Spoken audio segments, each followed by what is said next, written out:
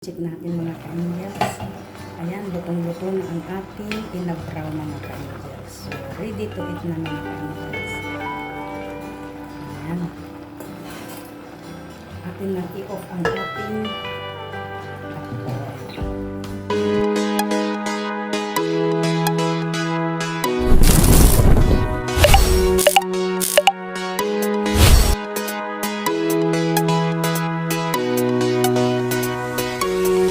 Ka-angels, magandang hapon, magandang araw po sa inyong lahat.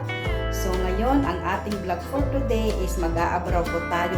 Nakakuha na naman ako mga ka-angels ng aking gulay sa aking munting garden. So ayan mga ka-angels, yan yung aking lulutuin, aabrawin po mga ka-angels. So ayan, may malunggay, ayan, may saluyot, may alokbati, at yan po yung aking saluyot. Pagsasama-samahin ko na po yung saluyot, dahon ng saluyot, at lalagyan ko po ng malunggay. So, lutong bahay is the best. Diba? Kasi araw-araw, hindi po ako makon sa ulam nila. Kasi karni, baka po, mamamatay po ako. So, ayan, mas nanaisin ko pa po maggulay-gulay na ganyan, magsamot-samot, sari, gulay sa aking small garden.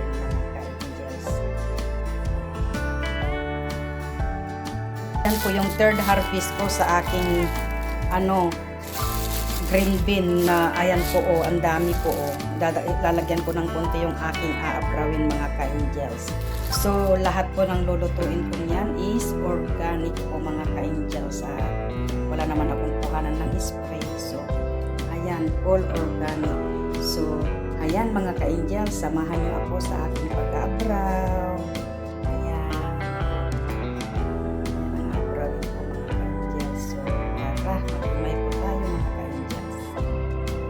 So kahit saan kang sulok ng mundo mapunta mga ka-angels, basta may lupa, hindi kang magtanim. So, ayan mga ka-angels, humay tayo ng malunggay. Tuwing magluluto po ako ng aking gulay is may malunggay palagi mga ka-angels. So tara, samahan niyo po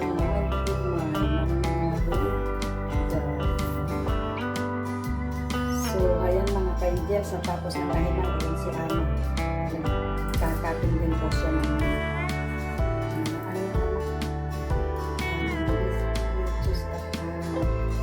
pusit. Pusit po. Lalagyan naman niya ng gulay. So, ayan, gawin na mga ka-angels. Samahan niyo lang akong magluto sa akin.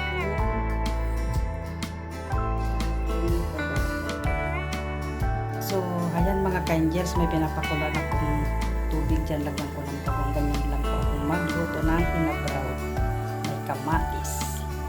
So, ayan mga ka-angels, kumukulo na yung ating tubig. Ayan, kumukulo na. Lagyan na po natin ng babo. So, samahan niyo lang ako mga ka-angels sa ating pag-aabraw at nag-craving na naman po ang lingkod nyo ng inabraw.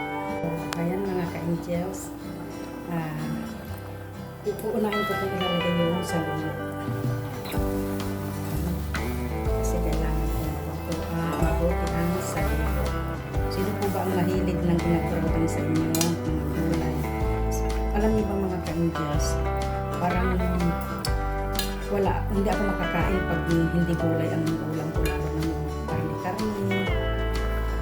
Hindi po ako nakakakain na mabuti mga ka-angels. So talagang nagluluto po ako ng mga inabraw, ng gulay, konting kanin. Ganun lang po ang aking life na ngayon.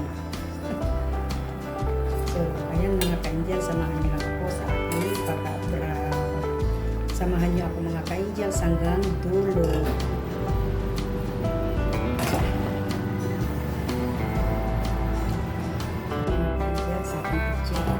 Pwede na ilagay yung ating alokbati.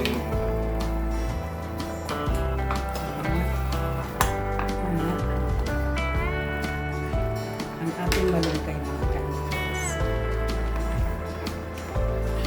Tuwing magluluto po ako ng malunggay, tuwing magluluto po ako ng gulay, hindi po nawawala sa akin ang malunggay. Hindi pansin niyo po ba? Kasi maraming benefits ang malunggay. So, hindi ako masasawa din sa malunggay. Yes. Maraming salamat sa pagsama niyo sa aking pag-aabraw mga ka-angels. So, ating takpang muli.